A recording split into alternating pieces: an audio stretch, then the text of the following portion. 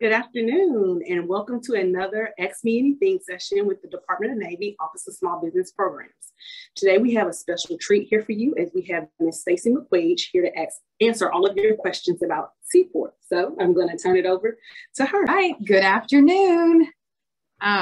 So a little bit of the logistics of how this is going to work today is there were some pre-received questions that I'm going to read through, and I have grouped them in similar categories. Some people asked very similar questions. So when we talk about on-ramps to SeaPort, all of those questions will be kind of answered in one answer. And then some other logistics questions in a future of SeaPort or SeaPort NxG. Sorry, I went back in time. So that's kind of how the logistics of the question and answer is going to happen.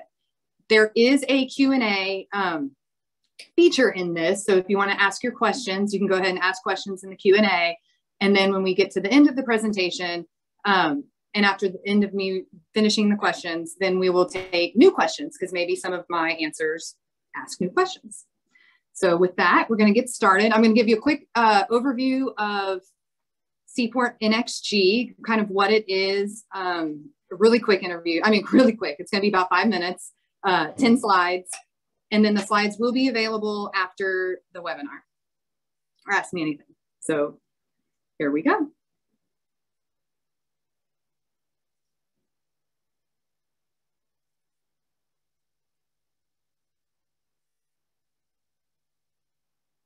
All right, slides are up. Okay, so what is SeaPort? SeaPort is the Department of Navy's strategic contract vehicle for the procurement of engineering and professional support services. So it is only for services. We do not buy any products under SeaPort. The terminology and name of SeaPort refers to both the set of an IDIQ multiple award contract, and also it is the electronic platform in which we solicit, award, and administer task orders under. So you sometimes will hear people say something about SeaPort NxG, which usually they're meaning the contract construct and how you purchase things. And then other times people will say SeaPort, which refers to the portal in which you log into to be able to see all the solicitations for what you want to contract for.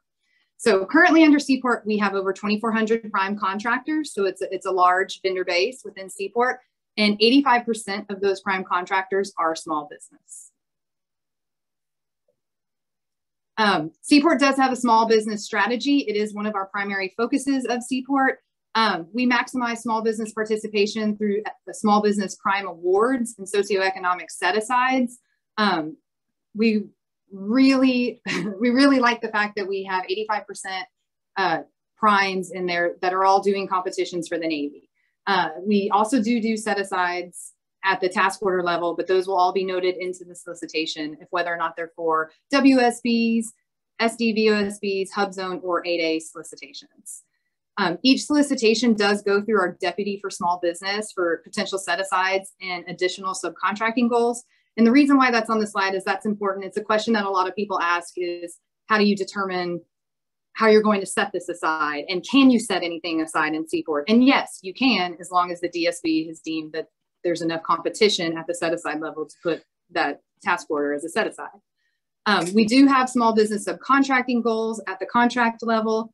It is 20% of the obligated dollars that are going to large businesses must be subcontracted to a small business. That is not 20% mandatory at the task order level. It's at the MAC level. So that will be all task orders rolled up together. And of that 20%, 5% goes to small disadvantaged businesses, 5% will go to women-owned small businesses, 3% will go to hub zones, and 3% service disabled veteran-owned small business concerns.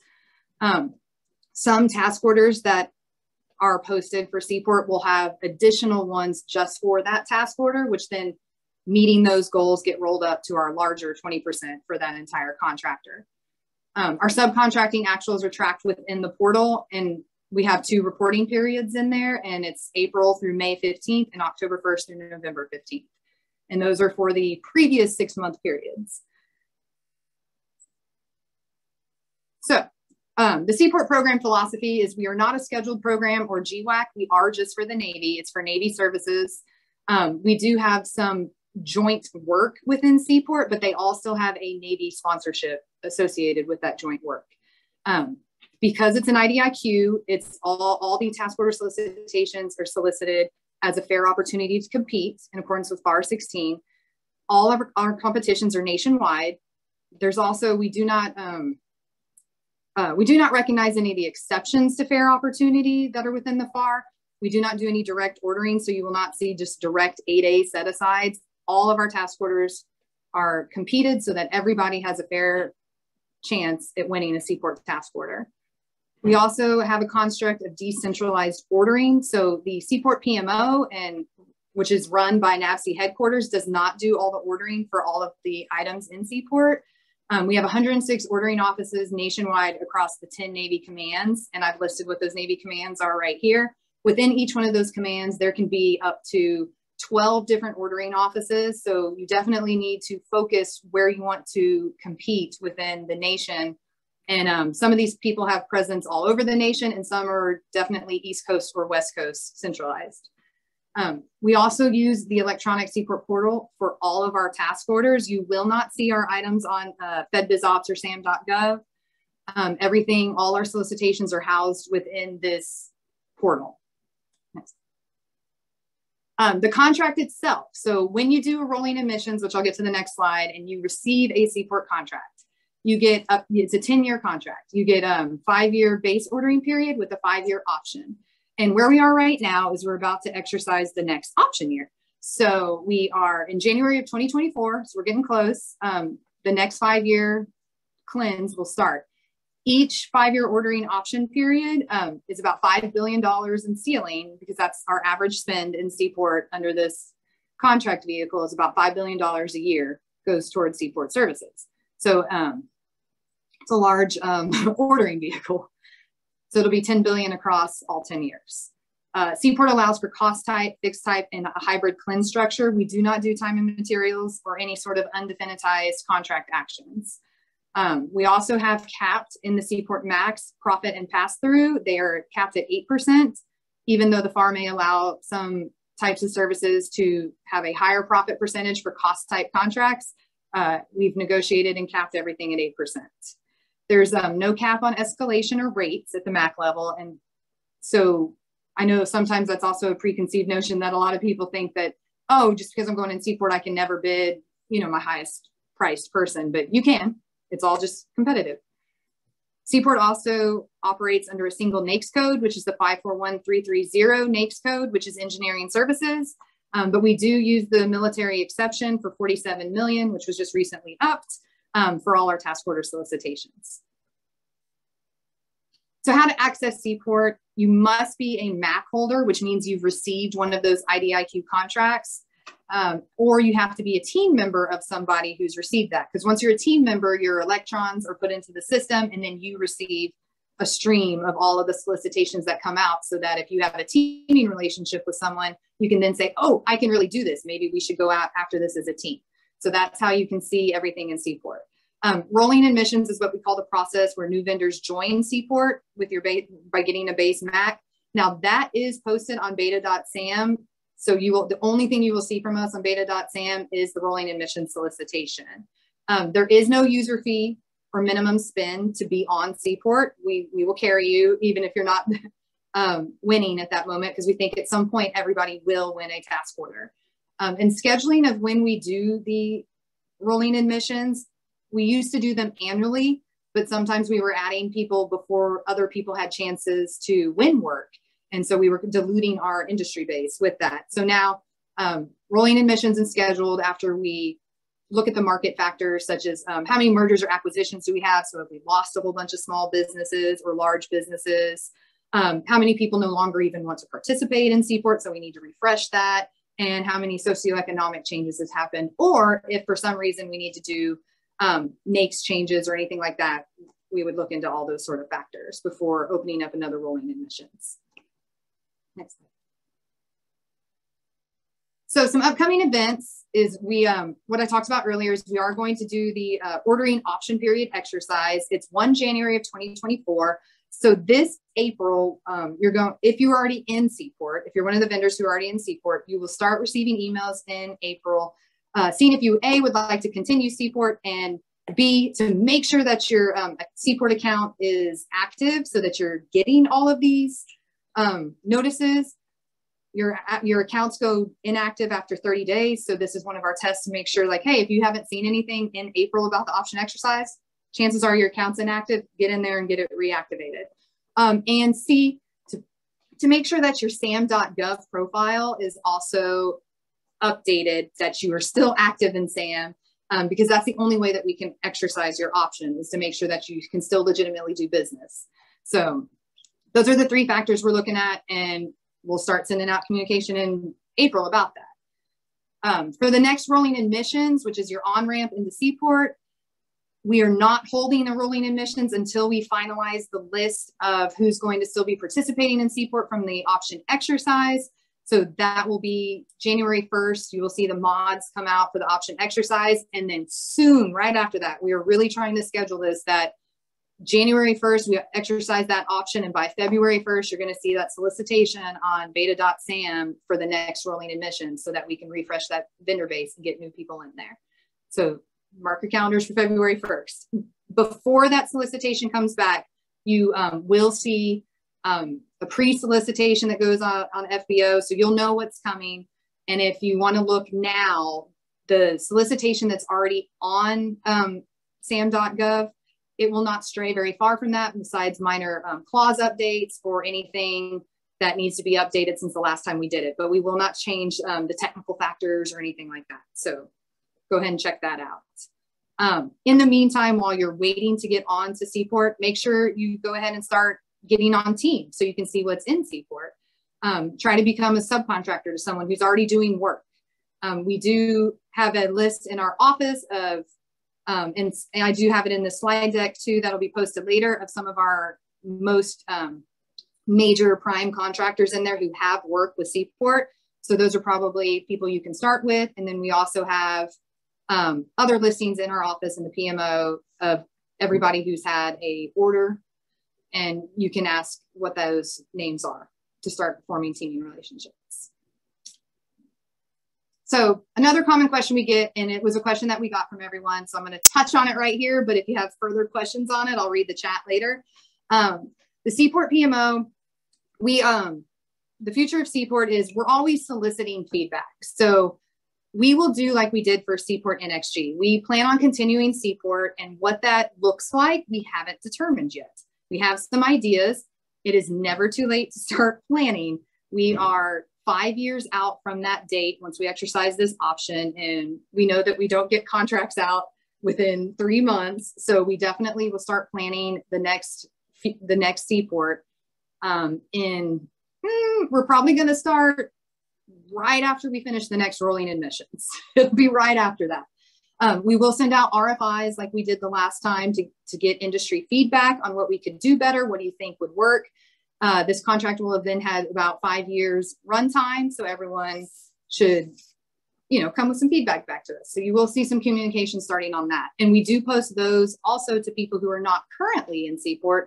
It goes to the prime vendors first, so they get to see it. And then we also post it publicly on sam.gov for feedback. So the future of the SeaPort electronic portal has a different path than the contracts.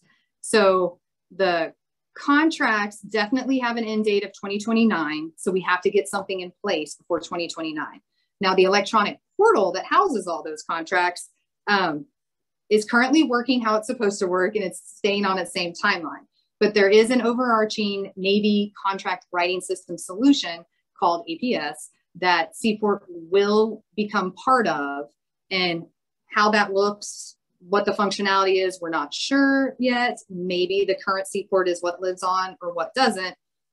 So it does have a different path, and that date is still kind of up in the air. More than likely that date will be 2027, 2028. So before we need to do the other MAP contracts, the next set of those contracts. So real quick, just doing business with SeaPort ordering activities. Like I said, the PMO office doesn't do it. All the contracting is done at one of these 109 ordering offices.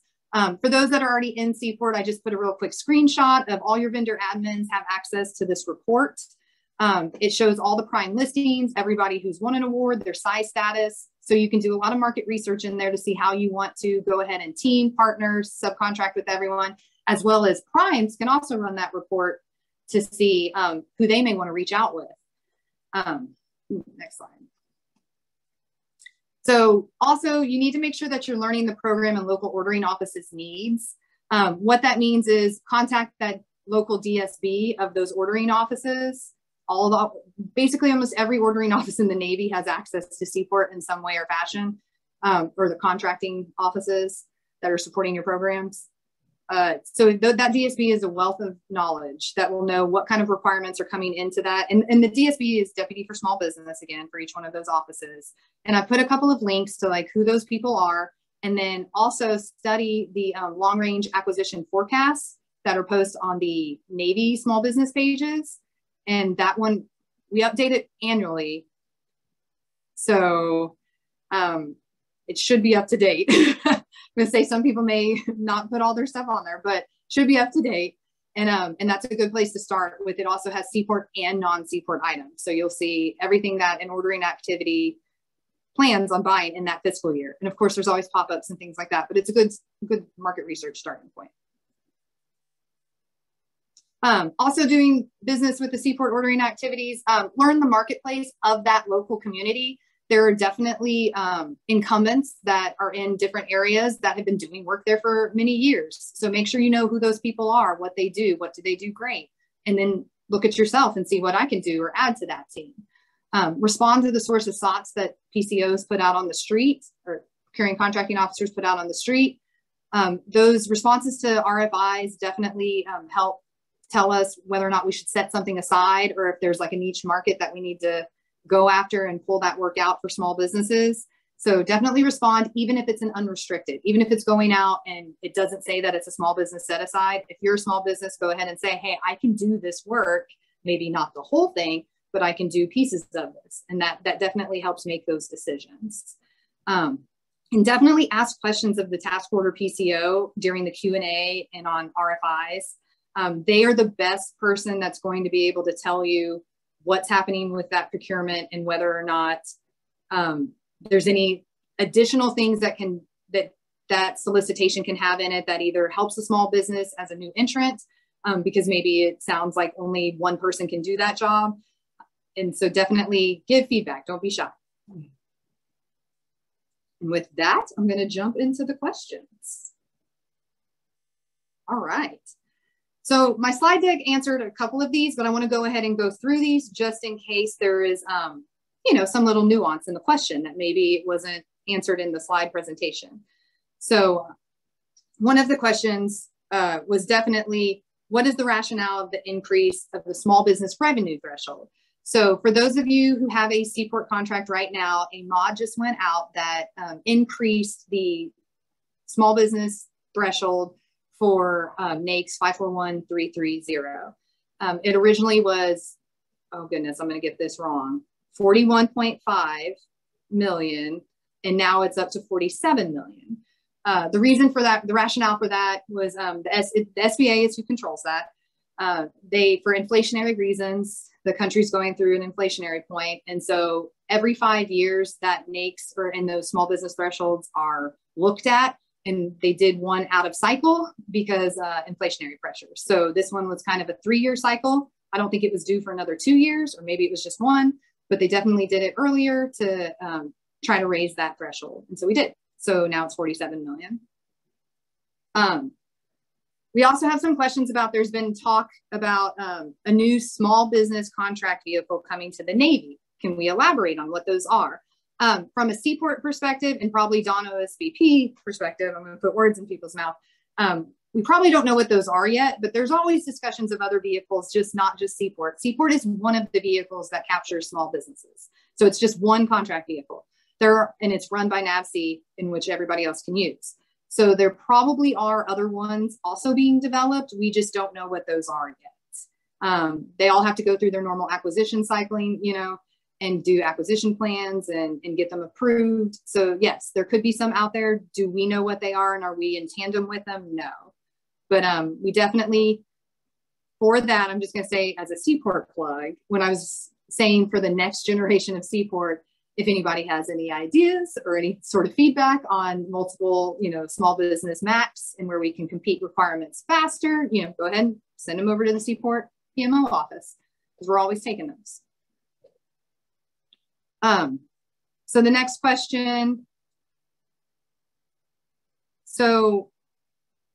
One question is, will the DON look to increase women-owned small business awards for the healthcare sector and for specific NAICS? So I'm not sure this is me speaking, not from SeaPort perspective, but I don't know that Department of Navy independently has cognizance over that. It would be the SBA, the actual SBA, not the DON SBA, that increases any of those thresholds for women-owned small business, SDV, OSB, for any of those. So we would have to check. We would have to check with them, but it's noted. Another question we get a lot is, this question is there, will joint ventures be an option on the future SeaPort NxG? So this is kind of a twofold question. So there is a difference between just a joint venture entity, which is two businesses coming together, right, to make a joint venture. And SeaPort right now does have joint ventures on it because we view them as one entity, and that joint venture would need to apply for rolling admissions, and that joint venture would then be allowed to get on to SeaPort. One of the things that happens in this that I think gets a little bit miscommunicated is between the difference between a mentor-protege, which is an agreement. I'm using terms that may not be right, but this is my simple way of understanding them. The mentor-protege is an agreement, and it's over here. I like to use hands. So it's over here. And then a joint venture is over here, where two businesses come together for a common purpose, and it becomes a legal entity where one's kind of a, I don't want to say political agreement, but it is. It's kind of a political agreement within the government, and then one's like an actual business entity. So we definitely do take joint ventures that are business entities. What we have issue with in SeaPort, and legally, like it's not like a personal issue, but legally, is that when you form a JV post getting a MAC, so we have one member over here who has a prime MAC, and then we have a subcontractor or just another person over here who's not a prime, and they join together as a legal entity with a JV. Well, that legal entity as a JV has a different DUNS, a different cage, and they also have a different purpose, right? They have different experience, corporate experience, personnel experience. And so that separate entity didn't apply to get on SeaPort, and we did not evaluate them. So that is where we have problems, is when the JV is formed post-award. And as long as you, okay, I'm going to say this, and it's probably going to give me trouble because someone will say I didn't say this right, but post-award, if you decide to form a JV and you want to be a legal entity and you still want to hold a SeaPort MAC, as long as one of you has a SeaPort MAC, we will honor that JV, and we will novate it to that JV because it's a legal entity. We can't just say one person owns their MAC and then the other person, and we're just going to pretend it's a JV. We will actually legally novate it to that company, to that entity, and then they will now be the prime MAC holder. The problem, and sometimes a good thing with those legal JVs, is whatever that JV is in a size status, that is what your new size status is. So if you made a JV and you now can qualify as a small business, which is all with the Small Business Administration, then we will honor that small business.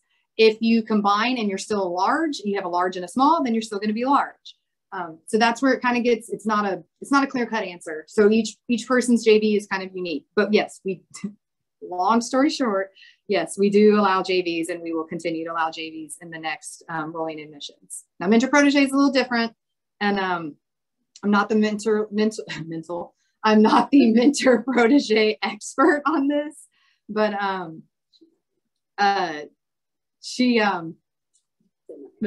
no. So there is mentor proteges also out of the SBA office, and then also out of the DON OSBP office. So there are two different mentor protege programs, and SeaPort is not in the mentor protege program because it is its own self-contained contracts.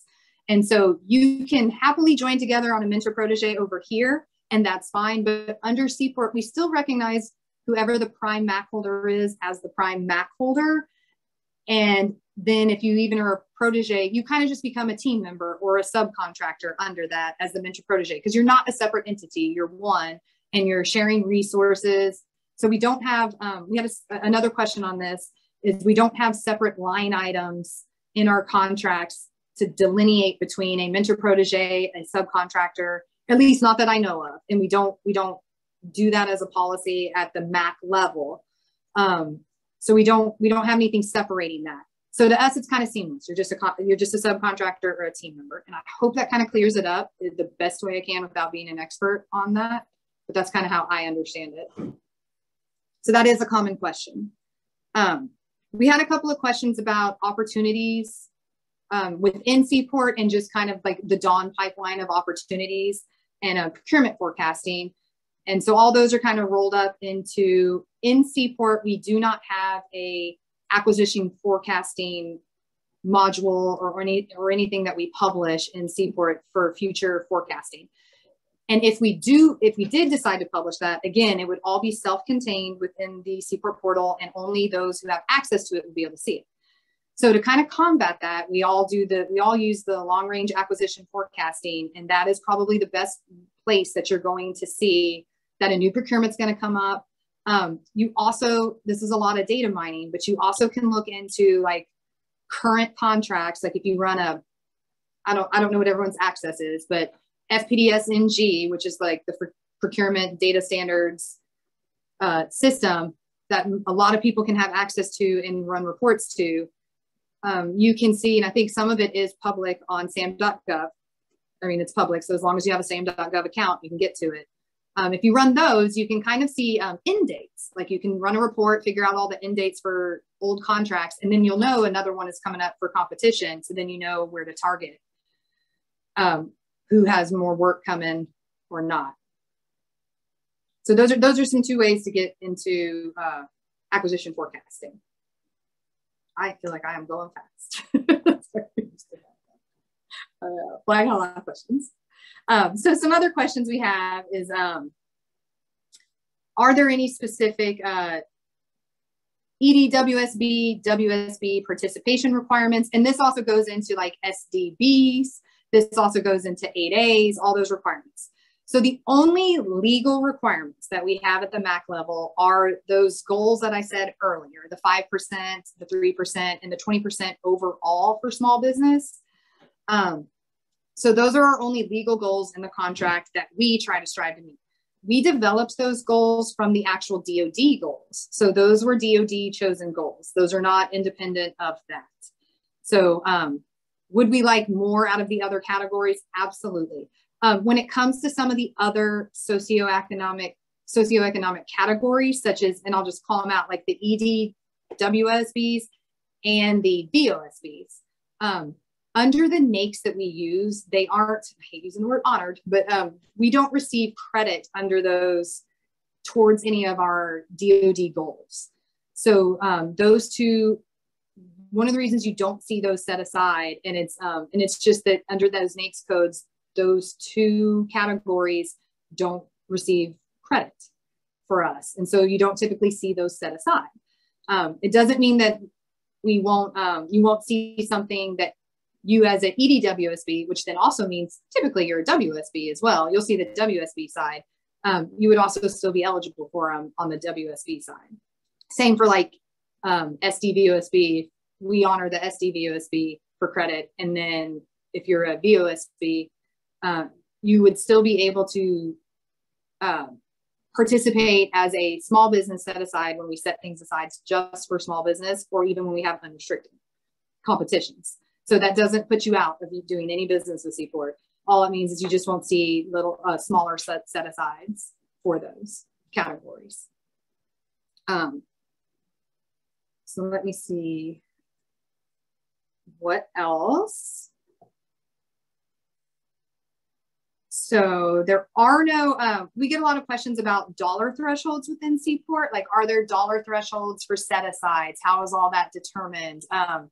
Are there dollar thresholds to use SeaPort, like a contracting office? Can they not use SeaPort if it's $1 billion? So the answer is no, there are no dollar thresholds within SeaPort. But I can tell you from an average across all of the Navy competencies that use SeaPort, on average, most of our task order solicitations average at $35 million across 5 years. So that's kind of the average size. We do have dollar thresholds, even for small business set-asides. I have seen small business set-asides for $200 million. They're not small. If you're a small business, you're not just going to get the $1 million set-asides. I mean, we do set aside some large contracts for small businesses to prime, which I'd always like, I'm going to put a plug in here. I'd love feedback on what that looks like on the other side, $200 million small business set-aside, asking for 50% priming. So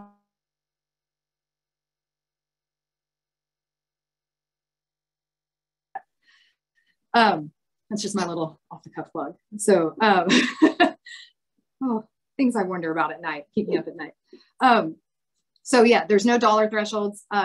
We do not have a lot of small dollar value ones where you see just one FTE or $100,000 buy. There are a couple for services that are really short, like maybe, 3 months of needing something for $100,000.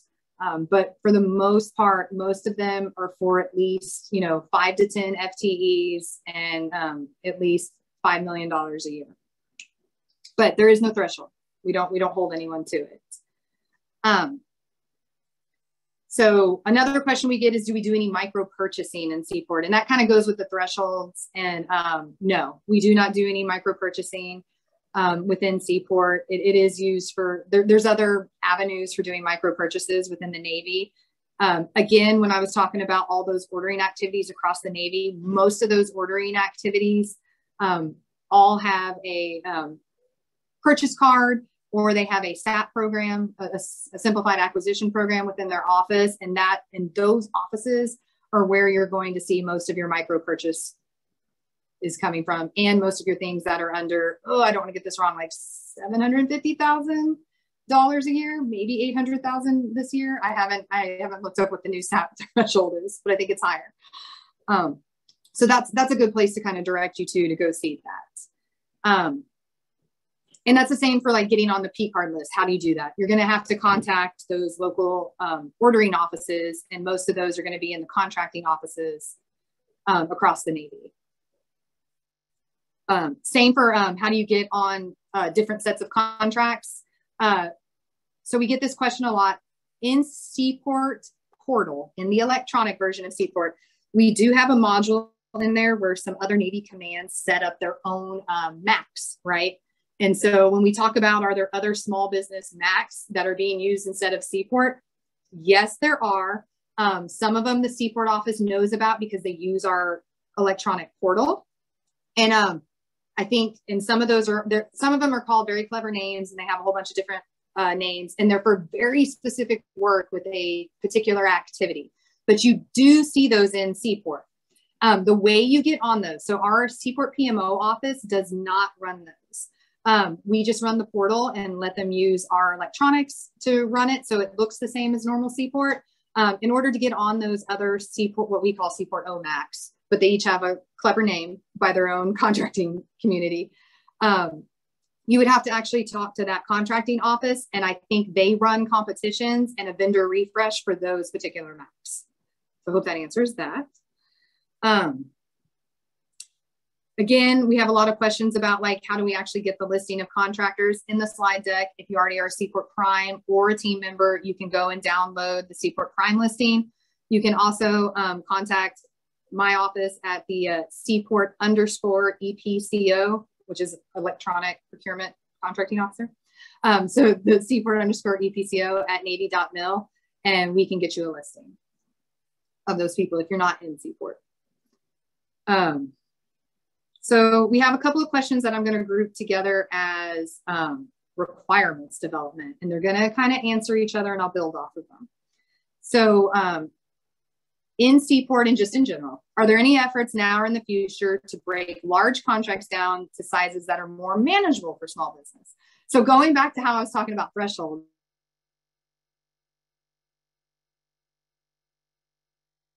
for a small business set aside, that's where feedback becomes really important. If whether or not that's actually attainable, you know. So Is there an effort to break them down? That's actually independent of each contracting office and their DSB as to what their local market is. So some markets that is totally doable. That may be doable. In other markets, it may not be. They may only have 2 people who can do work. And so it's the same 2 people. And it may be hard to break into. But that definitely is where feedback comes important for RFIs. Like if you see an RFI coming out, or even when you see the initial solicitation hit the street and you come and ask a question and be like, oh my goodness, how the heck, am I going to do this? So that's where we really appreciate feedback in that, if it's feasible. So I don't know if there's a large effort to do that at this point, but it definitely is something that is always looked at. The DSB will always look at it, and a PCO will always look at whether or not there's specialized work within a statement of scope that can be broken out just for small business and what's the appropriate size. So that's always a good place to start. That's how the process works. So do you see any requirements of leadership training and coaching that include resilience training or mindset training? We also have a couple of questions that go into different, I was just going to read these. So different types of capabilities within SeaPort, like debt collection, billing services, steel fabrication. I'm just reading off a whole bunch of things. Locksmithing, all different types of things. So in SeaPort, so it is a very specific scope of work within SeaPort. Some of these items may be other direct costs associated with some of this stuff, but in general, the services that we do in SeaPort is all under that one engineering services NAICS. Although our scope of work is centralized at the engineering services NAICS, it does encompass the other NAICS that are all under 541.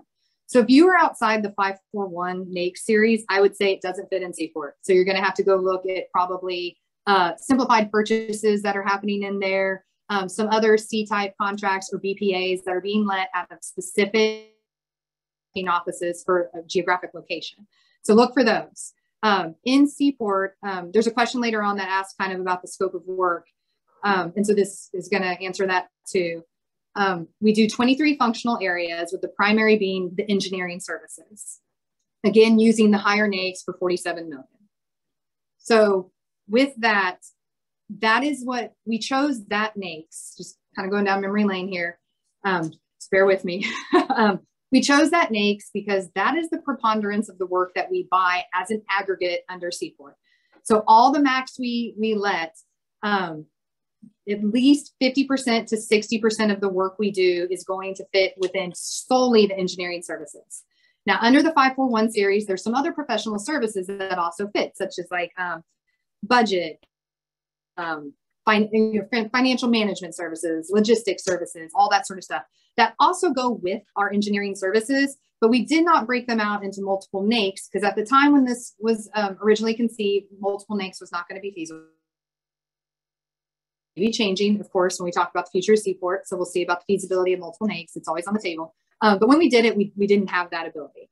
So it's single NAICS, and it was chosen because that's what most of our work is. It is mostly engineering services. And then the professional services that also encompass and go with those engineering services, because we are generally supporting a larger engineering mission to get something out the door and to fix weapon systems and ships and all of that sort of stuff. So in R&D, and then it's all going towards a larger mission that fits into that engineering scope of work. So that's kind of how that is. So if you're definitely outside that 541, you will not see it in SeaPort. The only time you might see it is just an ancillary line of, and oh, by the way, we need someone to go buy this real quick for this item. But it will not be a prime contract for that work.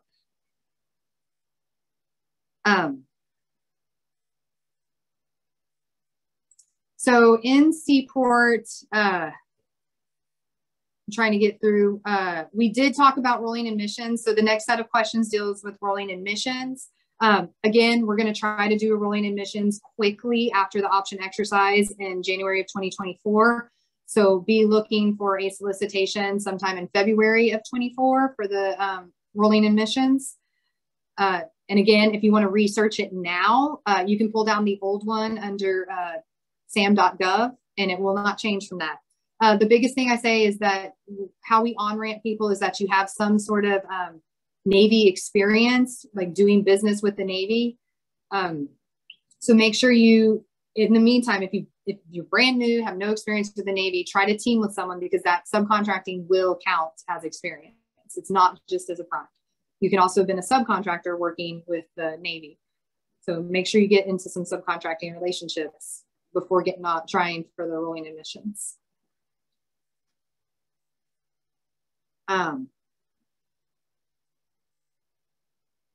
Again, for rolling, for another little portal thing, there's some other questions. I just want to make sure I reiterate that once you become, how do you receive solicitation announcements and all of that? How do you know what's been set aside? All those good things. If you're a team member, you have access to the portal. You'll be able to see those. Everything's automated within SeaPort. As long as your account is active, you will get streams of data coming to you about the solicitations going out, this solicitation's going out. And then as a subcontractor, you can look at those, and then you can figure out kind of where you want to hone in for prime work. And then when you're ready to prime, go ahead and put in a task order solicitation response when you see those that fit into your niche. So we also have some questions about teaming, and that kind of goes into this, like, is it better to try to jump in as a prime or start as a sub? If you already have Navy experience and you want to go ahead and get a prime contract, go ahead and apply for that prime contract during rolling admissions. It's really up to you. I mean, the more the merrier for the prime contracts. But definitely start with subcontracting so you can get into it and see if it's something that you want to do as a prime. So if you're currently not in SeaPort and you want to know if this is even worthwhile to do the rolling admissions and try to get on, definitely try to get on as a team so you can see if that's what you would like to get into.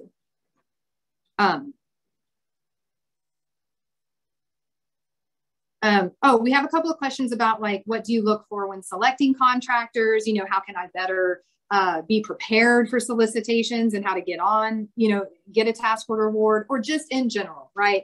Contracting is kind of contracting. SeaPort's not really that much more special, except for that we're big and we have an electronic portal. So that's kind of our difference. It's still an IDIQ contract. It's still contracting within the Department of Navy. We still run by the same rules. So how do you do that? How do you get on? The best thing is to really check the sections L&M and all the solicitation requirements. Go through them, make sure you understand them. And if you don't understand things, or things are, it may not be that you don't understand them, but some things are very ambiguous or anything in a solicitation, definitely go in, and that's when you should ask questions to the contracting officer during the RFI stage if they put a statement of work out or a draft L&M. We really try to tell people to go ahead and put drafts out there so people are prepared before the real solicitation comes out. So that's the best way, is really study L&Ms. I will tell you that most contracting offices have, they don't necessarily use the same template, but you will be able to tell that each contracting office and each contracting officer within that office has how they do business, right? So make sure you study. If you want to do business in Florida or you want to do business on San Diego, they may not do things exactly the same way. So definitely study their past solicitations and how they kind of write their section L's and M's for this type of work, or any type of work that you're looking into, because they will definitely have their own flavor, right? That they will have their own processes. Some people have their own internal processes on top of FAR processes and defense processes and Navy processes. So definitely research those and look at a couple of samples that have already been out there and things that have already been awarded. So you get a flair for what they're doing.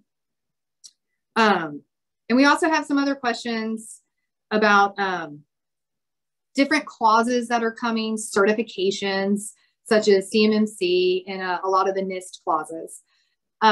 So SeaPort and DON OSBP, we don't really get a say on how the clauses are going to shake out.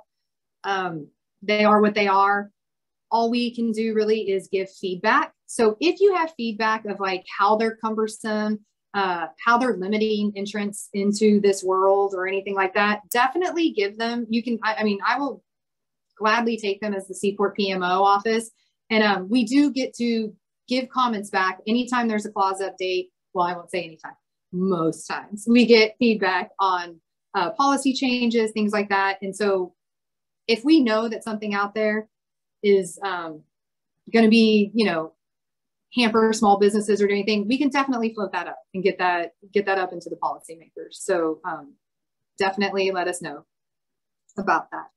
And that's kind of it for the discussion questions, but I think we have some new ones. Oh, Lord.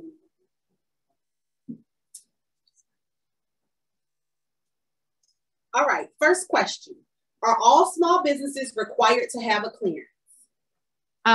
So in SeaPort, no, they are not required to have a clearance. You definitely do not have to have a clearance to get the MAC at rolling emissions. But what I will tell you is that this is doing business. So most of the stuff, again, with our NAICS being engineering services. So just kind of keep that in mind, which has a heavy R&D spot in it, a heavy engineering and technological, heavy cyber, all of that sort of stuff. You more than likely will need a clearance at some point in time. I mean, that's just the way that we're heading, right? All of that stuff is going to need a clearance. One of the only things I can control is we can't at the MAC level sponsor people for clearances at time of MAC award because there's no actual work yet. There is no real statement of work for us to go over to the facility clearance entity and say, they're going to be performing this. Can you check them out to make sure they're doing all this? Because we just don't have that yet. I have been in conversations with, I'm going to get this wrong, DSCA, it could be DCSA, DCSA, see, do it all the time. They used to be DSS, which was a lot easier to remember. So I have been in discussions with them of how can we do this and streamline it at the MAC level, but it is not easy. We may, if we tried to take that on, one of the reasons we haven't tried to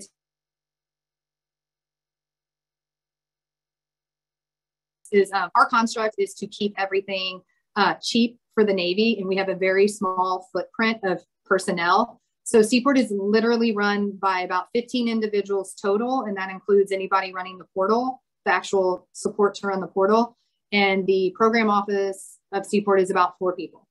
So we don't have a lot of time to really go in depth and do a lot of the work that is needed to sponsor a facility clearance. And again, we don't have the scope yet. We don't really know what people are going to be soliciting for so that it matches and to give you the need to know to have that facility clearance. So that's one of the reasons why we don't do it. But, and I will say that most of our task orders do have to have facility clearances just because most of the work is going, or they just have to have clearances, personnel or facility, because most of the work is going to be conducted on base in some sort of way. And even in remote job, there may be a couple that don't have to be on base and don't actually touch any CUI, which now there's new controlled unclassified information guidance, which before we could probably get around it where you don't have to have solidified networks and all of that because you weren't doing anything. But now even if you have CUI, which even if we email you, could potentially be CUI, all of those networks have to be hardened. So at different levels. So that's kind of getting into like the facility clearance and certification stuff. I hope that answers it a little bit, but yes, more than likely you're going to need one. The best thing I can say is at the task order level, when you see something come out and you don't have your clearance yet, I would go ahead and contact that DSB of that office and say you're interested and this is what you're interested in that piece of scope of work. And there is a way that you can be sponsored at that level. Everyone is extremely busy and everyone's not an expert on that when you're talking to contracting officers and stuff, and they're the ones who have to do the paperwork to do the facility clearance. So it's best to kind of, if you can work with the DSB and they can vouch and say, yeah, I think we need some more entrants in this local market. So I think we should vouch and we should definitely sponsor this company. That's probably your best way. And, you know, I know I'm putting more work on the DSBs, but that's kind of the honest way of how that information flow could work. It's just calling the PCO. They're going to tell you, oh my God, I have to get out 50 contracts today and I cannot deal. I got to have people who already have clearance. And it's just a process. So. When will the government request industry to recertify business size before option exercise? So it will be mandatorily done at the MAC level. We don't have to recertify unless the only mandatory time is at mergers or acquisitions, right? So anytime you become a new entity or you take on someone else's books, basically, that's when you recertify or someone else takes your books. You would have to recertify mandatorily. The other only mandatory is at the 5-year option. So we are definitely going to be recertifying at the option year. In those emails that we're going to be sending out in April, we probably will ask for your certifications in October so that we can get all the paperwork ready, do all that, but the mod still will not be processed. So your recertification won't be until January, until we actually cut that option exercise mod, but we will start asking for those definitely in October. The only other time we ask for recerts and we'll go out usually is if something has changed in one of the small business programs. So a lot of times, we've asked for a recert for the 47 million. Like if you're now, we welcome all new small businesses. So if you're now one of those people who were large because it was only 41.5 and now you're small, you can voluntarily send us and say, hey, I'm small now, and we will recertify you and you'll be small. So those are kind of the only times we do it. So you won't see a mass recertification. You'll just see recertifications for subsets if something changes in those subsets. How would a company go about finding potential subcontracting opportunities? Are there a list of current vendors available somewhere and the types of subcontracting efforts available? So we have the list of how many primes and what kind of work they have. Well, so in the reporting that we have, it's a prime's name, their contract number, which all of those, for the most part, you can find what that scope of work is. If you're already in SeaPort, you can actually you'll see like a description of what the work is. What we don't do is matchmaking. So there is no matchmaking on this PMO side for sure. We for sure we don't do any matchmaking. So we don't keep that. We don't ask that of our primes to say like, what are you looking for? And again, like unsolicited feedback, I am welcome to like, oh hey, this is how matchmaking could work and could be easy in the portal if you just set this little module up. Gladly take that and see if it's feasible. But we don't have that right now. So all we have is just the list of the names, the dollar values, and the contract that you would have to do the research and the reach out to figure out if you could subcontract with that person. How does a small business become a team member? So team member, again, that kind of piggies back off of the, we have a listing of names and of other contractors, and it's just going to have to be some sort of matchmaking on your side, you know, a little bit of business capturing with another prime to see if they will allow you to be a team member. I know a lot of the bigger guys in SeaPort, sometimes some smaller businesses will take you on as a team member for potential, like you may become a subcontractor. Just because you're a team member doesn't mean you're subcontracting with someone on an active task order. It means you have the potential to become a subcontractor. But sometimes, you know, I kind of think, and this is me just putting words in people's mouths, just how bureaucracy works. But usually the larger you are, the more policy and bureaucracy you'll have you're only going to let people be team members if you're actually going to use them as subcontractors. So it's a harder sell to those people than it is for if you get with another small business and you can say, hey, if I come with you, we can meet that 51% similarly situated and you can prime, you'll be the prime contract holder. So there is that conversation you can have with some other small businesses that are already in SeaPort. And again, we have that list. If you do that SeaPort_EPCO@navy.mil, we have that list if you're not already in SeaPort. If you're in SeaPort, you can pull it under the report staff. Your admin can, your vendor admin can. Is there any special requirements to have accounts at and do business with SeaPort? Like just in general? Is that how you're reading that one? Mm-hmm. Like, do you have to do business with SeaPort? Or any special requirements?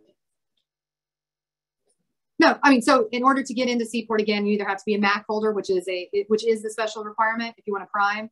And that again is through the rolling admissions process, go into sam.gov when we release that solicitation next year.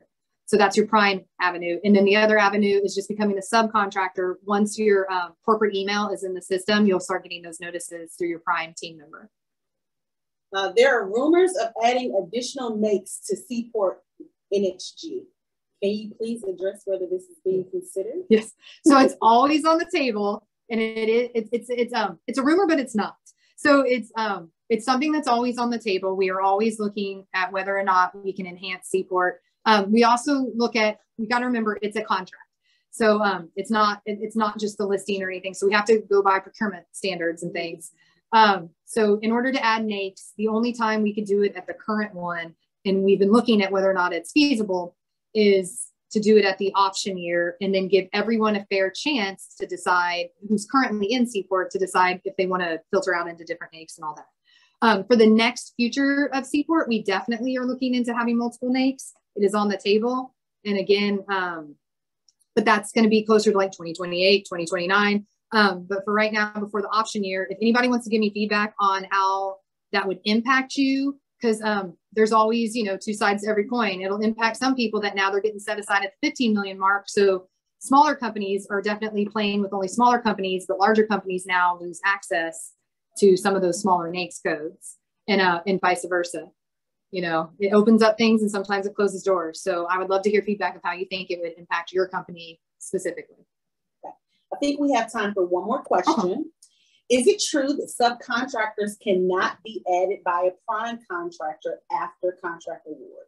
If so, what is the purpose for this limitation? Oh, that's a good one. That one is a rumor. So yes, you can be added after post-award from the contract. I think some of it is language.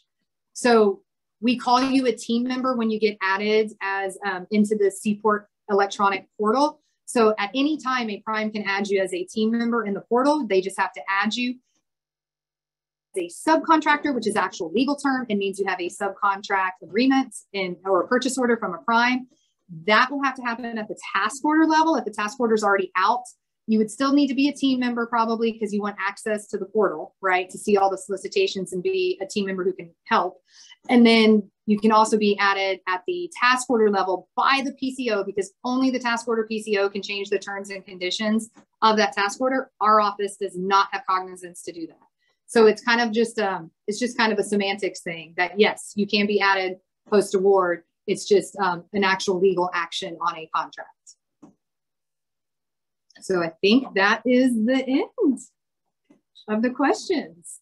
Okay, Stacy, we want to thank you so much for your time and coming to visit our office and answer these questions today. Thank you for all who participated today. As a reminder, the slides will be posted on the DON OSBP website under previous events. The link is in the chat. All questions have been recorded and will be answered and posted as well. We look forward to seeing you for the next Ask Me Anything. Have a wonderful day and stay safe.